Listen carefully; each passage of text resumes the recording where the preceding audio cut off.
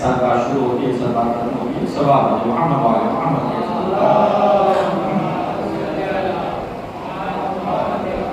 تو ہمارا آج کا موضوع ہے برزخ۔ برزخ یہ کیا ہے، یہ کیوں ہے، یہ کس لیے ہے، اس کا کیا معنی ہے، برزخ کون سی زندگی ہے یا برزخ کیا ہے، اس کے حوالے سے آپ نے روایات میں زیادہ سنا ہوگا کہ معصوم چھٹے آدمی چھٹے وہاں صادق علیہ السلام یا اور دیگر ائمہ اکرام علیہ السلام سے مختلف روایات اور مختلف احادیث آپ نے سنی ہوں گی کہ جس میں برزخ کے حوالے سے کہا گیا ہے کہ تم شفاعت کی ذمہ داری ہماری ہے، لیکن برزخ کا انتظام تم خود کر کے آنا۔ برزخ کی ذمہ داری مولا نے خود بھی لی ہے، برزخ آپ کی ذمہ رکھا ہے کہ برزخ کا انتظام تم خود کر کے آنا، شفاعت کی ذمہ داری روز قیامت میری ہے۔ تو یہ برزخ ہے کیا، اور برزخ کے لیے اور بھی بہت ساری روایات اور بھی بہت سارے واقعات آپ کو دیکھنے کو ملے ہوں گے کہ سنتے رہتے ہیں آگے مجالسوں میں۔ تو یہ برزخ ہے کیا؟ دیکھیے اللہ ہے عادل، اللہ ہے عادل، ٹھیک ہے، یہ ایک ہے زمین اور ایک ہے آسمان، زمین اور آسمان، اور اللہ کو ہر ایک انسان کے ساتھ کرنا ہے فیصلہ، اور فیصلہ کب ہوگا؟ فیصلہ اس وقت ہوگا کہ جب نہ یہ زمین رہے، نہ اس زمین پہ کرنے والے اعمال خیر افراد رہے، وہ افراد نہ رہیں کہ جو اعمال خیر کر سکیں، نیک کام کرنا ختم ہو جائے، آسمان سے رحمت خدا ختم ہو جائے، اب اس کے بعد اللہ فیصلہ کرے گا، ٹھیک ہے، واضح ہے۔ یہ برزخ ہے کہ اس کو سمجھانے کے لیے میں عرض کروں آپ کی خدمت عالیہ میں کہ برزخ دنیا اور قیامت کے بیچ کا جو پیریڈ ہے، جو وقت ہے، اس کو برزخ کہا جاتا ہے۔ قیامت اور اس دنیا، اس زندگی، ہماری اس زندگی سے لے کے قیامت تک کے بیچ کا پیریڈ جو ہے اس کو برزخ کہا جاتا ہے۔ یعنی آج ہماری موت ہو جائے یا یوں کہتے ہیں قبر سے قیامت تک کے پیریڈ میرا برزخ ہے، ٹھیک ہے۔ ایک دن آج میں جانے کتنے لوگ مر رہے ہیں، کیا ہم کو بھی مرنا ہے، آپ کو بھی نظر آئے گا، ہر ایک انسان اس دنیا سے رخصت ہوگا، قبر سے لے کے قیامت تک کی مدت کا نام برزخ ہے، یہ واضح ہے۔ اچھی برزخ رکھا تو گیا، سوال اٹھتا ہے برزخ رکھا تو گیا، برزخ اس لیے رکھا گیا کہ دیکھیں اس دنیا میں ہم جو آئے تھے یہ ہے ہماری امتحان گاہ، یہ ہے ہماری امتحان گاہ، یہ اس میں ہمیں امتحان دینا ہے، ہمیں اپنا پیپر حل کرنا ہے۔ نتیجہ کہاں آئے گا؟ قیامت کے دن آئے گا، نتیجہ قیامت کے دن آئے گا۔ اب یہ جو ہم نے پیپر دیا ہے اس میں کچھ کوشچنز رہ گئے ہمارے، ہم نے نیک اولادیں چھوڑی، ہم نے اس کے اندر اس دنیا میں آنے کے بعد فلم ٹاکیز بنوا دیا، فلم دیکھنے کے لیے لوگوں کے، ناچ گانے کا اہتمام کر دیا ہم نے، یہ کیا ہے؟ ثواب جاریہ ہے، عذاب جاریہ ہے، عذاب جاریہ، ایک ہوتا ہے ثواب جاریہ، ایک ہوتا ہے عذاب جاریہ۔ ہم نے کوئی ایسا کام کیا کہ جو نسل در نسل منتقل ہو رہا ہے، یہ ہے ہمارے نامہ اعمال میں عذاب نسل در نسل لکھا جائے گا۔ ایک ہے اپنی مسجد بنوائی، امامبارگاہ بنوایا، کوئی ایسی چیز جو بنوائی کہ جو نسلوں کو فائدہ ہو رہا ہے، قوم کو فائدہ ہو رہا ہے، یہ ثواب جاریہ ہے، اس کا بھی ثواب ہمیں نسل در نسل ملتا رہے گا، ہمیں ہمیشہ ملتا رہے گا۔ آپ نے فرمایا یہ ثواب جاریہ ہے، وہ عذاب جاریہ ہے، ٹھیک ہے۔ میں نے اولادیں چھوڑی نیک و صالح، اب اگر اللہ نے جیسی میری آنکھ بند ہوئی قبر میں پہنچے ہم، اللہ نے کہا کہ لاؤ سارا حساب و کتاب دو، اللہ نے ہم سے حساب و کتاب مانگ لیا، اللہ نے حساب و کتاب کیا، دیکھا کہ ہاں یہ تو جنت کے راہ ہے، جنت کے راہ ہے، ایک طرف اس کا فیصلہ کیا اور ڈال دیا، بات ہے۔ اب یہ جو میں نے مسجد بنوائی تھی اس کا کیا بنے گا؟ یہ جو امام بارگاہ بنوایا تھا اس کے اندر لوگ آگے مجلسیں کر رہے ہیں، اس کے اندر آگے لوگ نمازیں پڑھ رہے ہیں، اس کا کیا بنے گا؟ وہ جو میں نے ٹاکیز بنوایا تھا فلم دیکھنے کے لیے، وہ ناچ گانے، وہ گانے گائے تھے ہم نے، وہ جو ریلز بنائی تھی، ہم نے بنائی تھی چھوٹی چھوٹی شارٹ فلمز، اس کا کیا بنے گا؟ جس سے میں نے گمراہ کیا تھا لوگوں کو، اس کا کیا بنے گا؟ اب وہ جو ہے وہ عذاب جاریہ ہمارا چالو ہے، ادھر ثواب جاریہ چالو ہے۔ اب اگر اللہ ہمارے مرنے کے بعد فوراً فیصلہ کر دے گا تو پھر مجھے بتائیے اللہ یہ سارا ثواب، یہ سارا عذاب کس کھاتے میں رکھے گا، کہاں لے کے جائے گا؟ اللہ تو جہنم میں ڈال چکا ہم کو، اللہ تو جنت میں ڈال چکا ہم کو نیک اعمال کی وجہ سے، لیکن جو عذاب اب آ رہا ہے ہماری طرف وہ کس کھاتے میں ڈالے گا؟ اسی لیے اللہ نے وہاں پہ مرنے کے بعد فوراً جنت اور جہنم نہیں ہے. جنت اور جہنم مرنے کا فوراً بات نہیں ہے کہ آپ مرے اور گھر جنت اور جہنم آپ کا فیصلہ ہو گیا ختم ہو گیا. نہیں، ایسا نہیں ہے. مرنے کے بعد ایک جگہ ہے، ایک مقام ہے جس کو کہا جاتا ہے برزخ. یہ برزخ اگر آپ کے اعمال اچھے ہیں تو آپ کو اچھے اعمال کرنے کی بنا پر آپ کو وہاں پہ باغات، کھیت کھلیان، ہریالی، نہریں، بھورے غلمان سب کچھ ملے گا. وہ جنت نہیں ہوگی، جنت جیسی ہوگی. واضح ہے. اگر آپ کے اعمال خدا کے قدم برے ہوئے تو وہاں کے اوپر مواد، اس کی نہریں، جانور، بچھو، سانپ، سارے آزاد کی چیزیں وہ آپ کو وہاں پہ ملے گی جب اعمال برے ہوں گے تب. ٹھیک ہے. یہ کب تک رہے گا؟ یہ قیامت تک رہے گا. قیامت تک اگر آپ نے اپنے حساب کتاب پورے کر لیا، آپ کے عذاب پورا ہو گیا، آپ کا کافی سزا مکمل ہو گئی، تو پھر اللہ کے بارگاہ میں جا کے اللہ میں گنہگار، ٹھیک ہے میں نے گناہ اتنے دنوں تک سہا، میں نے اپنے گناہوں کی معصیت اور اپنے گناہوں کی سزا بھگتی میں نے، اب میں تیری رحمت سے ناامید نہیں ہوں. تو اپنی رحمت کے عوض یہ آئمہ 18 علیہ السلام تک ان سے گزارش کی، انہوں نے معاف کر دیا، انہوں نے شفاعت کر دی، ہماری بخشش ہو جائے گی اور ہم شیعہ ہم جنت میں چلے جائیں گے. لیکن اگر ہمارے اعمال اتنے برے ہیں تو ہمیں سزا ہوگی ہوگی ہوگی. یعنی کوئی یہ نہ سمجھ لے، ایک ظالم بڑے تیزی سے کہہ دیتے نا کہ جناب زہرا سلام اللہ علیہ کا وعدہ ہے کہ جب تک ایک ایک شیعہ جنت میں آئے. صحیح یہ وعدہ، بیوی کا وعدہ جھوٹا نہیں ہے، یقیناً جھوٹا نہیں ہے. لیکن ہاں یہ بھی یاد رکھیے گا کہ بیوی جنت کے دروازے پہ کھڑے ہو کے آپ کا انتظار کرتی رہے گی جب تک آپ کے گناہ معاف نہ ہو جائے، اس کی سزا آپ کی مکمل نہ ہو جائے. اب وہ سزا چاہے 5 سال کی ہو، چاہے 10 سال کی ہو، چاہے 20 سال کی ہو، وہ آپ کو سزا ہوتی ہے کہ شہزادی کا وہاں پہ جنت کے مقام پہ، جنت کے دروازے پہ آپ کے انتظار پہ کھڑی رہے گی. مجھے بتائیں یہاں پہ کون ایسا ہے کہ یہ چاہے گا کہ شہزادی میرے لیے 2-4 گھنٹے کھڑی رہے؟ 2-4 سال کی بات تو میں نہیں کر رہا، 2-4 گھنٹے کی بات کر رہا ہوں. کون ایسا چاہے گا کہ میری وجہ سے شہزادی کھڑی رہے؟ تو لہٰذا اس بنا پہ ہمیں چاہیے کہ ہم اپنے اعمال کو سدھاریں، اس بنا پر کہ ہماری وجہ سے ہم کو تکلیف تو ہے ہی ہے، لیکن اس سے کہیں زیادہ تکلیف ہمارے آئمہ 18 علیہ السلام کو اور بالخصوص جناب زہرا سلام اللہ علیہ کو ہے. صلی اللہ علیہ وسلم. یہ عقلی بات بھی ہے اور نقلی بات بھی ہے. نقل روایات میں کیا ہے، قرآن میں کیا ہے، حدیث میں کیا ہے، اس کو نقلی کہتے ہیں. عقل جو عقل قبول کرے اس کو عقلی کہتے ہیں. عقل میں قبول کرنے کے یہ جو اعمال ہم نے نیک اولادیں چھوڑی، وہ آپ نے واقعہ سنا ہوگا کہ جناب عیسیٰ جو ہے وہ اپنے حواریوں کے ساتھ گزر رہے تھے، کہا کہ جلدی چلو جلدی چلو جلدی چلو جلدی چلو، چلے گئے. پھر جب کچھ دنوں کے بعد واپس ہونے لگے تو جب آ رہے تھے کہا کہ ٹھہر کے چلو، آرام آرام سے چلو، اس کا روپے رکو، تھوڑی دیر ٹھہرو. حواریوں نے سوال کر لیا کہ یہ کیا ہے؟ جب جا رہے تھے آپ نے کہا دیسی سے چلو، جب آ رہے ہو تو کہہ رہے ہو ہلکے ہلکے چلو. کیوں یہ؟ کہا کہ جب ہم لوگ یہاں سے جا رہے تھے تو اس پہ عذاب آ رہا تھا، اللہ کا عذاب اس قبر پہ آ رہا تھا. اب کیا؟ اب رحمت آ رہی ہے. چاہتے ہیں کہ وہ رحمت ہمارے اوپر بھی آ جائے اللہ کی. کیوں بولا؟ ابھی تو گئے تھے تو اب تک عذاب تھا، آ رہے تو رحمت خدا. یہ کیسے ہو گیا؟ کہ یہ اپنے زمانے میں ایک چھوٹا بچہ چھوڑ کے آیا تھا، جب یہ مرا تھا تو یہ چھوٹا بچہ چھوڑ کے آیا تھا. اس نے آج پہلی دفعہ استاد کے سامنے ذاکر ادب طے کر کے بسم اللہ الرحمن الرحیم پڑھا ہے. اور اللہ نے کہا کہ جو میرے رحمان رحمت رحیم ہونے قصیدے پڑھ رہا ہو، میں اس کے باپ کا حساب نازل کیسے کر سکتا ہوں؟ میں نے اس کو معاف کر دیا. یہ ہے یعنی یہ کہاں پر گیا؟ برزخ، عالم برزخ. وہ عالم برزخ میں تھا.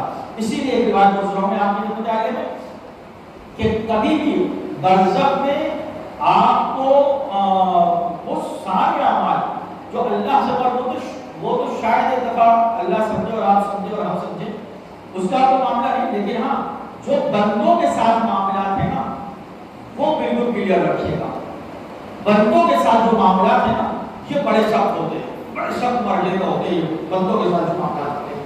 ایک واقعہ جلدی سے عرض کرو کہ تو بہت سارے واقعات ہیں اسی کے حوالے سے اسی بات کو ثابت کرنے کے لیے، لیکن بس ایک واقعہ استاد والا کہ ایک لڑکا تھا، اس کا باپ اس کو سمجھا کہ عاجز آ گیا کہ وہ کسی دوسرے کا قرضہ اس کو لے رہا تھا، دے ہی نہیں رہا تھا، اس کو قرضہ دے ہی نہیں رہا تھا، پیسہ لیا تھا دے ہی نہیں رہا تھا۔ وہ جاتا تھا اپنے استاد کے پاس تعلیم حاصل کرنے کے لیے، وہ پہنچے وہاں اور کہا کہ تو ایسا کر کے تو ان سے کہے استاد سے کہے یہ اس کو کچھ نصیحت کریں گے، کچھ بتائیں گے، کچھ بولیں گے تو شاید ان کی بات کا اثر اس کے اوپر ہو، یہ دے دے تیرا قرضہ۔ کہ ٹھیک ہے میں جاتا ہوں، جا کے کہتا ہوں، ان سے جا کے کہا، اور جب کہا تو انہوں نے سارے اسٹوڈنٹ جب بیٹھے ہوئے تھے ان کے، تو انہوں نے کہا کہ سنو دیکھو قیامت کے دن یا برزخ میں، عالم برزخ میں ساری چیزیں ایک دفعہ معاف ہو سکتی ہے، لیکن اگر کسی کا حق آپ کی گردن پہ ہے نا، کسی کا حق 1 روپے کا دینا تو وہ کبھی معاف نہیں ہوگا۔ اور اگر تم دیکھنا چاہتے ہو تو دیکھو اس کا عالم یہ ہے کہ ایک استاد تھے اور وہ نجف میں پڑھا کرتے، تعلیم حاصل کیا کرتے تھے، انہوں نے ایک یہودی سے 1 درہم ادھار لیا تھا، اور ادھار لینے کے بعد اب وہ آیا مانگنے کے لیے، اس نے کہا استاد نے کہا اب میں دے دوں گا، میرے پاس ابھی نہیں ہے پیسہ، وہ کہیں گے اس کو ٹالتے رہے کہ نہیں مجھے ابھی چاہیے، وہ انہوں نے کہا میرے پاس نہیں ہے، کہاں سے تو تجھے کہا نہیں مجھے ابھی چاہیے، وہ بھی اتفاق سے اس کا انتقال ہو گیا، اس یہودی کا انتقال ہو گیا، اور وہ استاد اپنے جب گھر میں آیا خوابیدہ ہوا سویا تو اس نے خواب میں کیا دیکھا کہ برزخ کا عالم، اور برزخ میں فرشتے اس کی روح کو جسم کو اٹھا کے لے جا رہے ہیں، اور جب لے کے جا رہے ہیں تو دیکھتا کیا ہے کہ ایک آگ کا شعلہ ہے، اس میں سے ایک شخص نکلتا ہے جو اس کے پورا جسم جل رہا ہے۔ کیا مجھے پہچانا؟ نہیں پہچانا، یہ فرشتے اس عالم کو لے کے جا رہے، استاد کو لے کے جا رہے۔ کب وہ یہودی نکل کے کہتا مجھے پہچانا؟ کیا نہیں پہچانا، کب میں وہ یہودی ہوں جس کا تم نے 1 درہم لیا تھا۔ کیا کہا؟ جس کا تم نے 1 درہم لیا تھا اور واپس نہیں کیا تھا، تو میرے پاس اس وقت نہیں تھا، کیا نہیں تھا تو مجھے اب دے بھائی، اب یہاں پہ کہاں سے دوں؟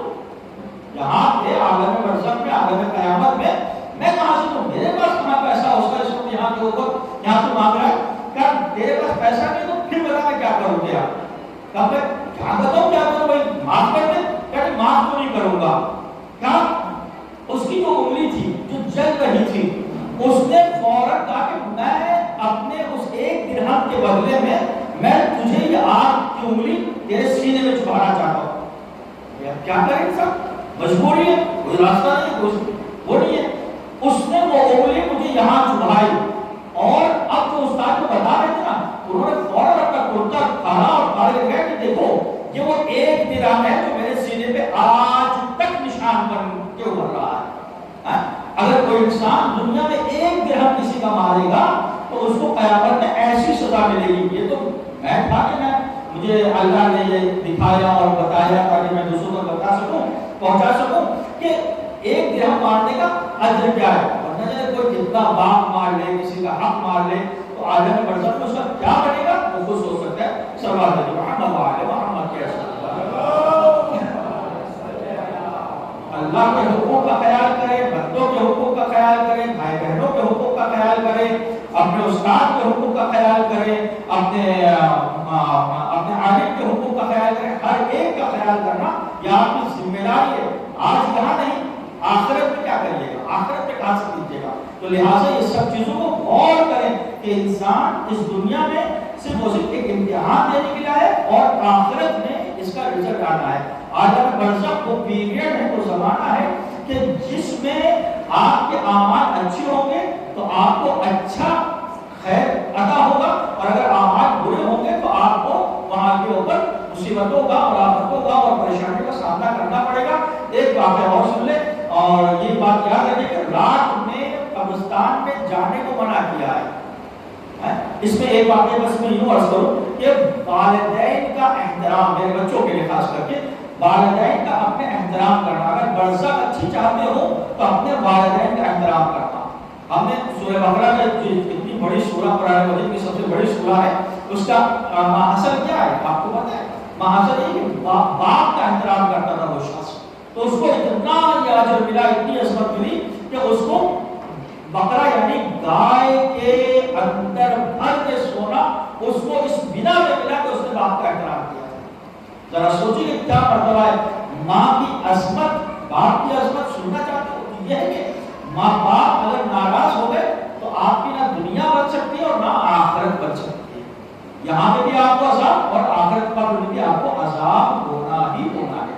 اچھا آپ دیکھیں گے ایک شخص تھا، ایک چاہنے والا تھا مولا کا، اور اس جوان بیٹا تھا ماں سے جدا ہو گیا، انتقال کر گیا ماں اہل خانہ میں رشتہ داروں نے سب نے لے جا کے اس کو دفن کر دیا. اور جب دفن کر دیا گیا تو یہ ماں جو ہے ہر شب جمعہ قبرستان میں جاتی اور جا کے رات میں اپنے بچے کے اوپر بچے سے ملنے کے لیے جاتی، ملاقات کے لیے مطلب فاتحہ پڑھنے، قرآن پڑھنے، تلاوت کرنے، یہ ساری چیزیں وہ کیا کرتی رات میں جاتی.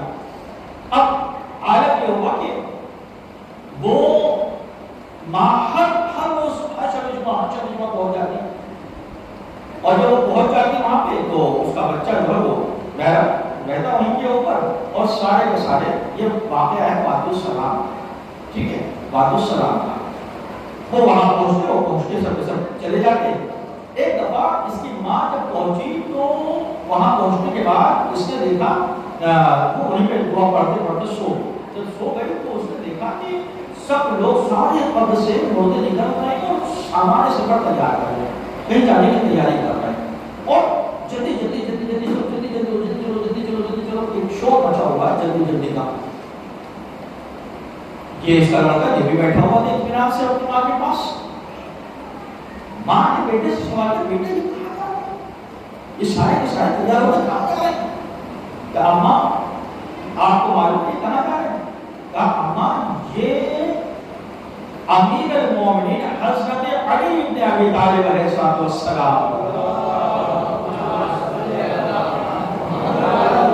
سے ملاقات کے لیے اور ان سے علم حاصل کرنے کے لیے جا رہے ہیں. یہ قبروں سے نکل کے علم حاصل کرنے اور ملاقات کے لیے جا رہے ہیں. کہا بیٹا پھر آپ کیوں نہیں جا رہے؟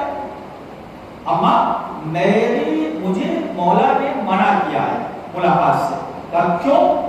کہا تیری ملاقات اس وقت تک ممکن ہے. اب آپ سوچیں کہ مولا اپنی ملاقات سے منع کر رہے ہیں اس بنا پر، اس وجہ سے کہ چونکہ تیری ضعیف ماں تجھ سے ملنے کے لیے اتنی مسافرت طے کر کے آتی ہے، میں اس بات کو گوارا نہیں کرتا ہوں کہ تو اپنی ماں کی ملاقات کو چھوڑ کے مجھ سے ملاقات کرنے کے لیے آتا. اللہ، اپنی ماں کی ملاقات کو چھوڑ کے مجھ سے ملاقات کرنے کے لیے چلا، میں اس کو گوارا نہیں کرتا ہوں. تو اپنی ماں سے ملاقات کرنے کی ماں اجازت دے گی تو آنا. اب جیسے اس نے بتایا، ماں نے کہا بیٹا میری وجہ سے تو ملاقات علی کے لیے نہیں جا پاتا ہے. جی ہم وعدے کر میں آپ ہی کی وجہ سے اس ملاقات سے محروم رہتا ہوں ہر دفعہ ہر شب جمعہ. امام نے اس بڑھیا نے کہا، اس سیفہ نے کہا، اس ماں نے کہا کہ آج کے بعد میں کبھی بھی رات میں تجھ سے ملاقات کرنے کے لیے نہیں آؤں گی. اس کے بعد سے وہ ہر شب جمعہ اپنے زمانے کے امام سے یعنی امام علی سے ملاقات کرنے کے لیے بھی جاتا تھا اور علم حاصل کرنے کے لیے بھی جایا کرتا تھا. تو یہ واقعات یہ ہمیں سوچنا چاہیے. اگر آپ چاہتے ہیں کہ آپ اپنے زمانے کے امام سے ملاقات کریں تو ضرورت ہے کہ ہمیں سب سے پہلے اپنے والدین کا احترام، آج احترام اتنا ختم ہو گیا. آپ دیکھیں خود یہ عالم برزخ میں آپ کے لیے سختیاں پیدا کرے گا. باپ آ رہا ہے، ہم ٹانگیں پھیلائے بیٹھے ہوئے ہیں، باپ کھڑا ہے، ہم بیٹھے ہوئے ہیں. یہ آپ کو سختیوں میں ڈالے گا. لہٰذا احترام سیکھیں، تربیت کرے اپنے آپ کی. اور جو انسان اپنے والدین کا احترام نہیں کرتا پھر اللہ بھی اس کا کبھی احترام نہیں کراتا ہے اور نہیں کرتا ہے.